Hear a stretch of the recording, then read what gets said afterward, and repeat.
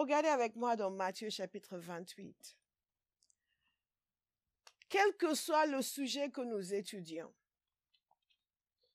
je veux que vous gardiez ceci à l'esprit. La seule chose qui compte, c'est notre attachement à Jésus. L'amour que nous avons pour lui, la fidélité que nous avons à son égard. Il a fait quelque chose d'extraordinaire que personne d'autre n'aurait pu faire. Et il fait encore quelque chose d'extraordinaire que personne d'autre ne peut faire. Alléluia. Jésus est au cœur de notre foi, il est notre raison d'être. Le suivre est la destinée de tout homme, le servir est le privilège de tout homme. Quel que soit ce qui n'est pas clair pour vous, ça c'est une chose qui doit être claire. Vous pouvez avoir des sujets théologiques qui ne sont pas très clairs. Mais une chose doit être claire. Qui est Jésus? Une chose doit être définitive dans votre vie. C'est votre attachement à Jésus. Il est notre vie. Il est digne d'être loué, d'être célébré. Non pas uniquement parce que le chant le dit, mais parce que c'est une réalité. Nous parlons du discipulat. La parole de Dieu nous dit dans Matthieu 28, verset 16, « Les 11 disciples allèrent en Galilée sur la montagne que Jésus leur avait désignée. Quand ils le virent, ils l'adorèrent, mais quelques-uns eurent des doutes. » C'est étonnant ce que les êtres humains peuvent douter. Jésus s'étant approché, leur parla ainsi. « Tout pouvoir m'a été donné dans le ciel et sur la terre. Allez, faites de toutes les nations des disciples, les baptisant au nom du Père, du Fils et du Saint-Esprit. Et enseignez-leur à observer tout ce que je vous ai prescrit. Et voici, je suis avec vous tous les jours. » Dis tous les jours. Tous les jours. Je suis avec vous tous les jours jusqu'à la fin du monde. Il y a quelque chose d'extraordinaire ici. Hallelujah. God is so good. Laissez d'être discret. Il y a quelque chose d'extraordinaire ici. C'est que comme nous avons évoqué à la prière hier, Dieu laisse des paroles puissantes à ses disciples. Jésus est Dieu, laisse des paroles puissantes à ses disciples et à nous. Et à nous. Et le sens de ces paroles, c'est vraiment quelque chose d'extraordinaire. Il dit, allez, faites des disciples. Il donne le mandat, qui est le mandat de l'Église, le mandat de chaque chrétien, la raison d'être de chaque personne qui est née de nouveau. Je veux que ce soit clair pour vous. Ça doit être clair pour chacun de nous.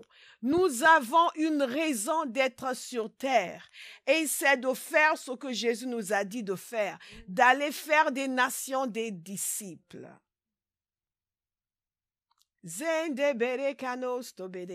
Nous sommes sauvés de nos péchés. Nous sommes réconciliés avec Dieu. Et dès que nous sommes réconciliés, Dieu nous donne un travail à faire pour lui. Et c'est la raison pour laquelle il nous garde sur la terre. Il ne nous garde pas sur la terre pour souffrir inutilement. Parce que croyez-moi, la vie sur la terre comparée à la vie auprès du Père, c'est une souffrance. Nous pensons qu'il nous garde sur la terre pour que nous puissions nous marier et faire beaucoup d'enfants, pour que nous puissions avoir une belle maison. La plus belle des maisons sur la terre, c'est un taudis comparé au ciel. Il n'y a aucune gloire terrestre qui peut comparer à la chose la plus minime dans la présence de Dieu. Donc Dieu n'a aucune autre raison de nous laisser là, sinon pour œuvrer pour lui, pour faire avancer son règne sur la terre. Et c'est capital pour nous de le comprendre, parce que sinon nous allons gaspiller nos vies tout en chantant Alléluia tous les dimanches. J'aime bien ce silence. Je n'avais pas ce silence quand je prêchais sur les signes et les prodiges. Mais je veux croire que ce silence n'est pas un silence de désapprobation, mais un silence de réflexion. Hallelujah, Abba House. Gloire à Dieu. Parce que c'est vraiment fondamental. Chaque être humain doit se poser la question, pourquoi est-ce que je suis là? Et dans notre génération tellement matérialiste, la seule chose qui compte, c'est combien est-ce que je vais gagner. Et quelle est la superficie de la maison que je vais pouvoir m'acheter. Et que je vais passer 25 ans de ma vie à payer. En me donnant l'impression que je suis propriétaire. Alléluia. Et donc, je vais consacrer toute mon existence à travailler autant que je peux pour pouvoir payer ces dettes. Et quand je l'aurai payé, je serai vieux et je vais mourir. Je vais consacrer le reste de ma vie à essayer de gagner suffisamment d'argent pour pouvoir partir en vacances une fois par an. Pour pouvoir porter les plus belles robes et que mes copines voient que moi aussi. Hein. Pour pouvoir courir dans les soldes pour aller acheter les vêtements de marque dégriffés.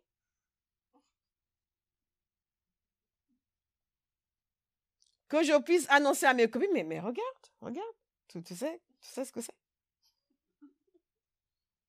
Et donc, les gens nés de nouveau, réconciliés avec Dieu, avec la capacité de connaître le Dieu de l'univers, celui qui a appelé à l'existence tout ce qui existe, gaspillent leur vie dans des futilités et ont pour ambition des choses futiles. Je ne suis pas contre les vêtements de marque. Je pourrais vous demander, est-ce que vous savez ce que c'est? Pas du tout.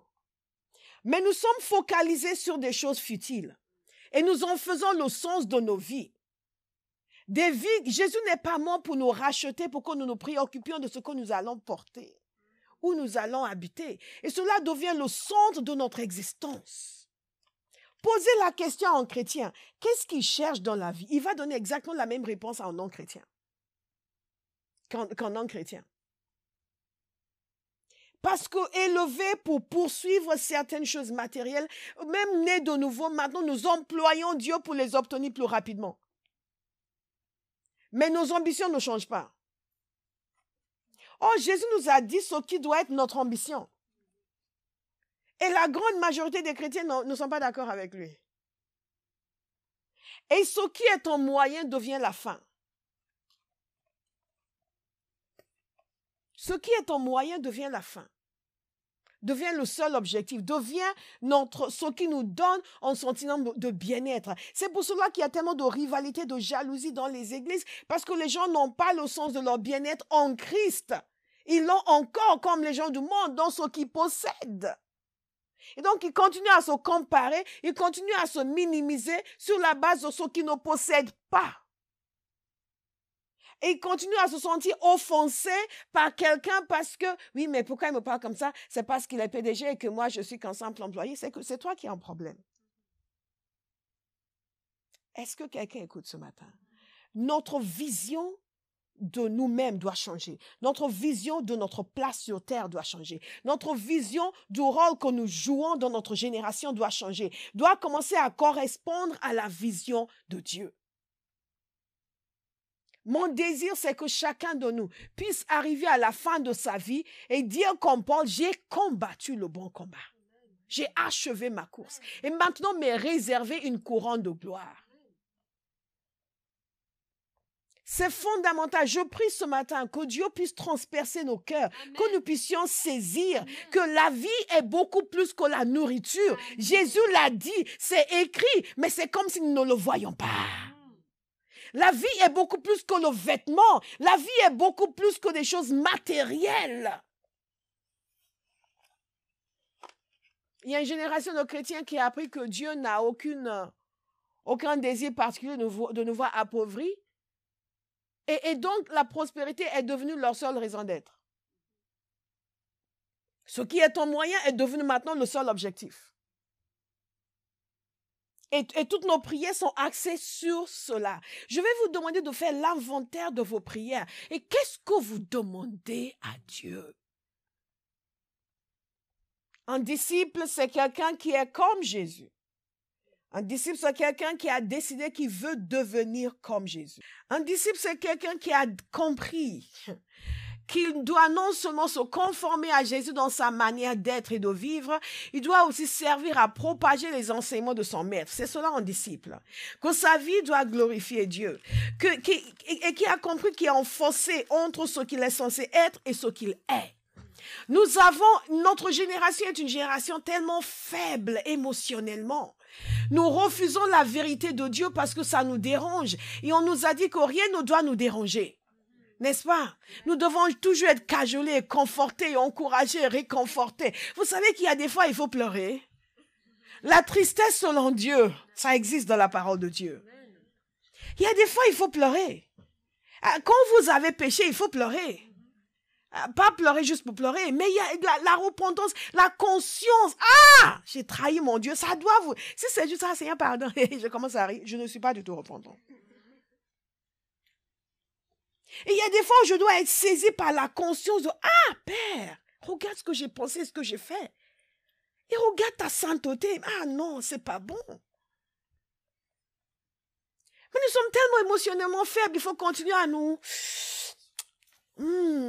merveilleux, magnifique. Qu'est-ce que tu as fait? Tu as volé, ma soeur. L'Éternel est miséricordieux. C'est bon. Oh, ça n'a pas d'importance. Non, tu sais, ton Dieu est amour. Ça n'a pas ça a de l'importance. Quelque chose va changer. Amen. Un disciple, c'est quelqu'un qui considère que les voies de son maître sont bonnes. Un disciple de Christ, c'est quelqu'un qui aime les voies du royaume de Dieu. Notre génération, je suis chrétien, mais j'estime que... Mais tu estimes que quoi? Oui, mais j'estime que si je me marie et qu'un jour j'ai l'impression que je l'aime plus, je peux le quitter. Et c'est écrit où? Quelqu'un dit, ah bon? C'est comme ça? C'est exactement ce qu'ils ont dit à Jésus à son époque. Ah, si c'est comme ça, il vaut mieux ne pas se marier. Nous sommes revenus à l'ère pré-chrétienne. Dans nos valeurs, nos pensées, notre conception de la vie. C'est la réalité. Le monde pense qu'il progresse, mais en fait, il ne progresse pas, il régresse. Les mœurs de nos jours sont exactement les mêmes que les mœurs de l'Empire romain. Contre lesquels l'apôtre Paul a combattu et que les chrétiens de nos jours sont en train d'accepter. Que Dieu nous délivre de compromis. Amen. Une rencontre avec Jésus, c'est le départ du discipulat. Une révélation en continu du Père, nous l'avons vu. La conviction de la vérité. La recherche du sens de la vie. Ce n'est pas pour les philosophes. C'est pour chaque être humain qui doit se dire pourquoi est-ce que je suis là? Si je ne sais pas pourquoi je suis là, je vais gaspiller ma vie. Je vais considérer comme important les choses qui n'ont aucune importance. Quelqu'un écoute attentivement ce matin. Mais Dieu nous a dit pourquoi nous sommes là. Nous sommes faits pour lui. Nous sommes faits en son image. Nous sommes censés servir à sa gloire. Oh, nous passons nos vies à chercher notre gloire. Servir à sa gloire. Et Jésus, en quittant la terre, a dit, allez, faites des nations des disciples. C'est vraiment extraordinaire. Je vous ai dit une fois, il n'a pas dit, allez et chantez-moi. Allez allez au culte tous les dimanches. Allez. Qu'est-ce qu'on fait encore? Mettez des requêtes de prière. Est-ce qu'il faut mettre des requêtes de prière? Oui. Est-ce qu'il faut aller au culte le dimanche? Oui. Mais c'est pour... Mais l'objectif, ce n'est pas cela. Ça, c'est le style de vie qui nous permet d'arriver à l'objectif qu'il nous a donné. Parce que comme nous avons vu hier, ceux qui ont décidé, moi je ne suis dans aucune église, allez regarder leur vie spirituelle. Allez regarder leur vie spirituelle. Alléluia. Mais l'objectif, ce n'est pas d'assister au culte. L'objectif, c'est d'être un disciple et de faire des disciples. J'insiste dessus, j'ai beaucoup de choses à vous dire ce matin, je me sens comme l'apôtre Paul, j'ai tellement de choses à vous dire. J'ai beaucoup de choses à vous dire, mais je veux insister sur ce point parce que quelqu'un doit le saisir. Parce que le point de départ, c'est cela, quelqu'un doit le saisir et prendre la décision. C'est moi qui décide que je vais être un disciple. On ne me l'impose pas. On ne peut pas me l'imposer. Et je dois comprendre que la pensée de Christ est radicalement différente de la pensée de ma génération. Et même de la pensée de l'église, de beaucoup de chrétiens dans ma génération. J'ai eu des chrétiens, voir que j'écoutais des anciens, ils me disent, mais tu en fais trop. Comment est-ce qu'on peut dire que tu en fais trop? J'écoute la parole de Dieu et j'en fais trop. Pourquoi? Parce qu'ils étaient charnels, disant la vérité. Et qu'ils n'avaient pas beaucoup d'amour pour la parole de Dieu. Et il y a tellement de chrétiens comme cela. Quelqu'un doit décider, non, moi je vais être un disciple. Moi je vais être un disciple. Je vais être différent. Il faut le décider. Si vous voulez être parmi la foule, vous n'allez pas être un disciple. Parce que la foule aujourd'hui dans le monde chrétien, les gens ne sont pas des disciples. Ce sont des gens errants, ce sont des gens qui assistent à des buffets. Et ici, la chorale est bien. Là, j'aime bien les vidéos. Là, j'aime bien ça. Là, et c'est juste un petit peu par-ci, un petit peu par-là. Mais c'est moi qui décide de tout. Personne ne me dit quoi faire. Ça s'appelle la rébellion. Et c'était le péché de Satan. Et puisqu'il n'a pas pu nous empêcher d'être sauvés, il continue de nous nourrir avec les mêmes sentiments que lui pour que notre vie chrétienne n'apporte quasiment rien au royaume de Dieu. Nous devons constamment nous poser la question, quelle est ma valeur ajoutée dans le royaume de Dieu? Est-ce que je suis un véritable disciple? Est-ce que je suis en train d'en faire des disciples? Est-ce que je suis en train d'accomplir le mandat pour lequel Jésus m'a laissé sur terre? C'est vraiment fondamental de savoir que nous ne sommes pas là pour chanter. Nous ne sommes pas là pour faire de belles chorales, pour divertir le monde. Si nous chantons comme des anges et que nous ne sommes pas des disciples, ça ne sert à rien. C'est quelqu'un qui décide, je vais être comme Jésus. Un disciple est comme son maître. Comme son maître. Pas juste je veux être béni, je veux que le Seigneur réponde à mes prières. C'est une perversion de la foi chrétienne. Non, je veux être comme Jésus. Christ-likeness. Penser comme lui, parler comme lui, agir comme lui, fonctionner comme lui. C'est pour cela que j'aime tellement lire les évangiles parce que c'est une fenêtre directe. Les projecteurs sont braqués sur ce que Jésus disait, ce qu'il faisait quand il était sur la terre. Et ce qu'il me disait aussi. Alléluia.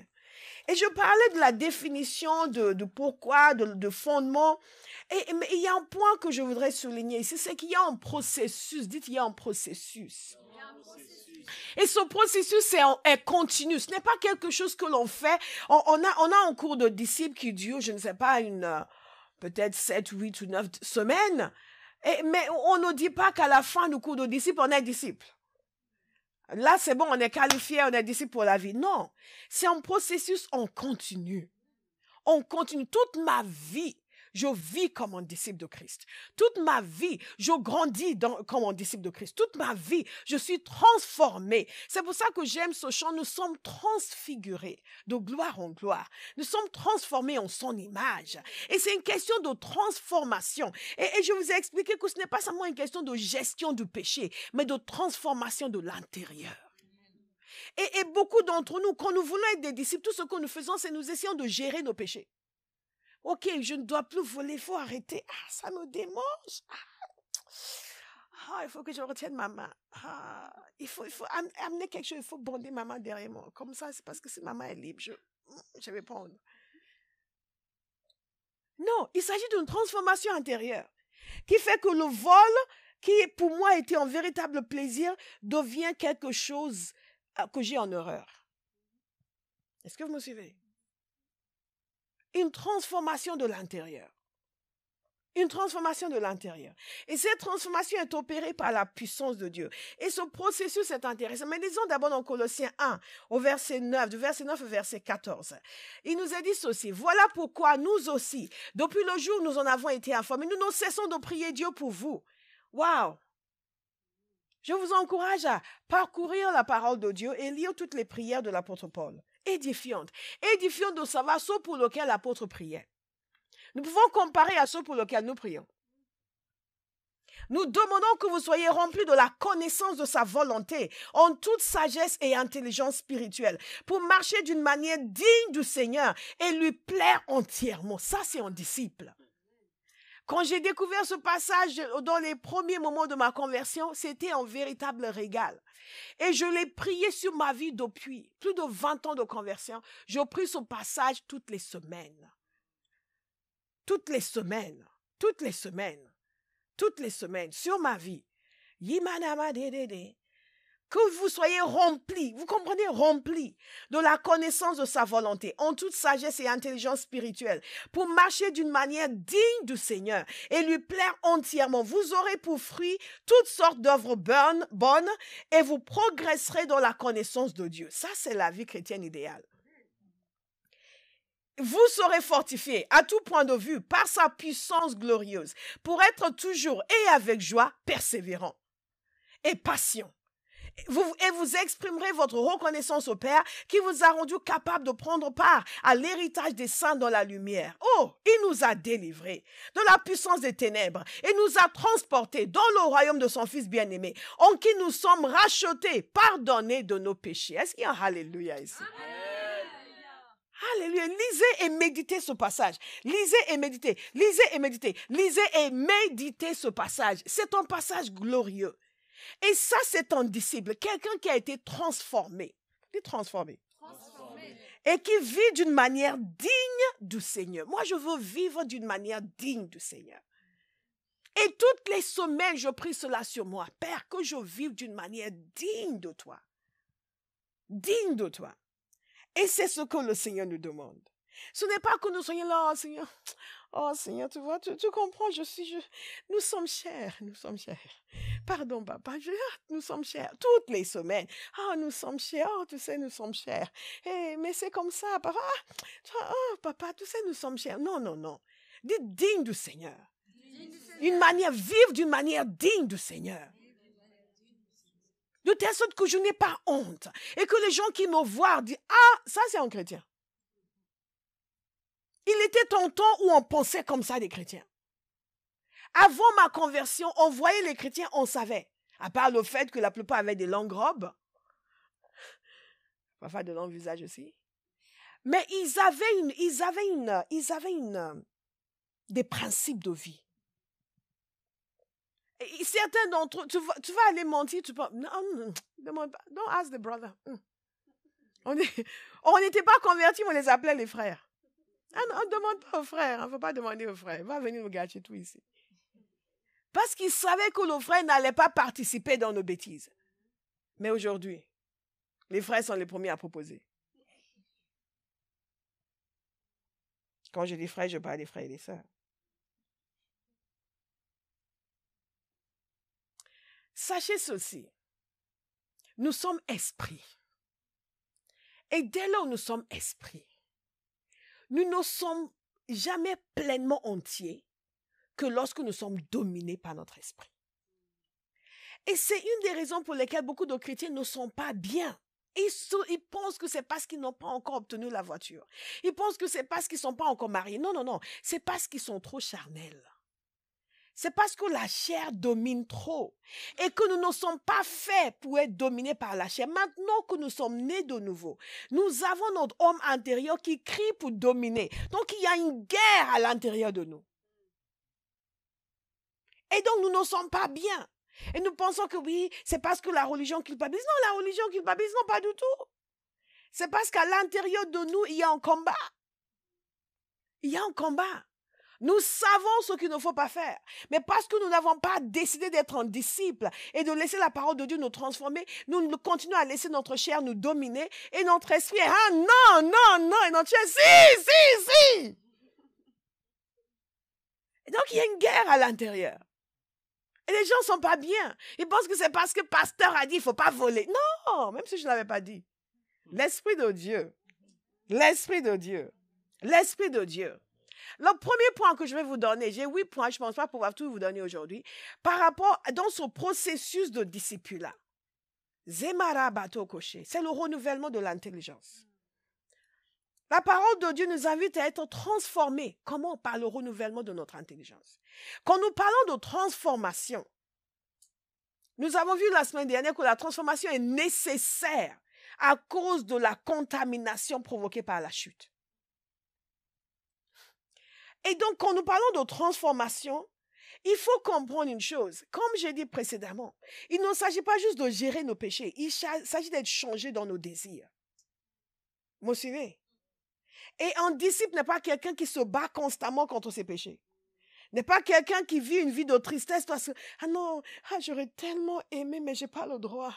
Il y a des chrétiens qui vivent comme cela. Ah, j'aurais tellement aimé, mais je n'ai pas le droit, je suis chrétien. Ah, et Satan veut te voir, la vie est devenue difficile depuis que tu t'es converti.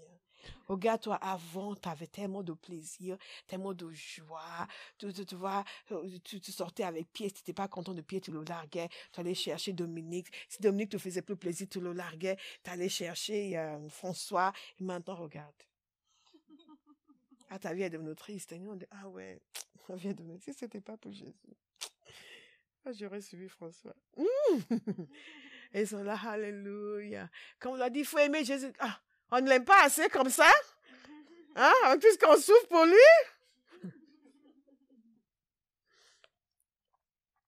Parce que nous n'avons pas compris que il y a une transformation de nos désirs, de nos plaisirs que Dieu veut opérer. Amen. Qui va nous amener à être en harmonie avec Christ.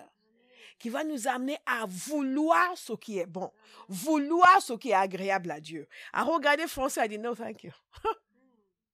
Sans même nous arrêter une seconde. Alors qu'avant c'était, Ariel, tu as vu ce spécimen masculin façonné par l'Éternel sur certainement 30 jours.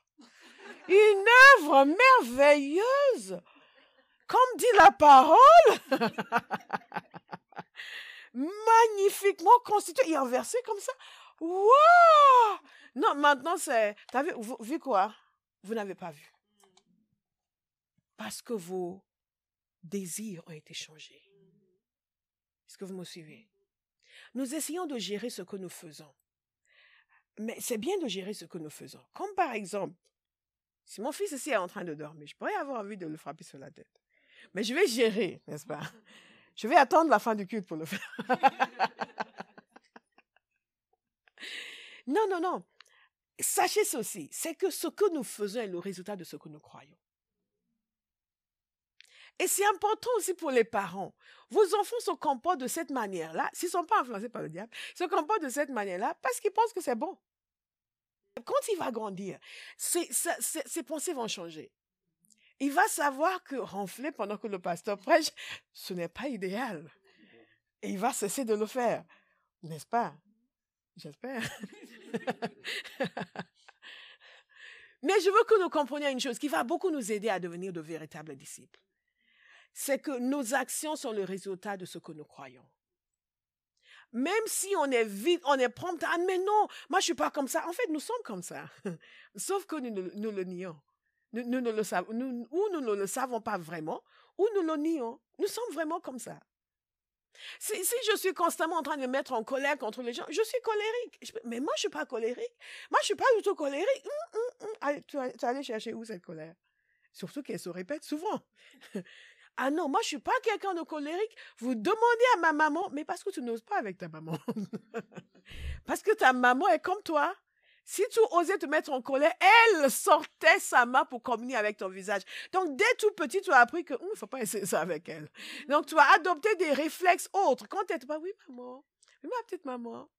Oui, ma chère maman. Mais avec d'autres personnes, tu n'as pas développé les mêmes réflexes. Donc, ce qu'il y a vraiment en toi va sortir. Qu'est-ce que je suis en train de nous dire? Nous devons changer ce que nous croyons.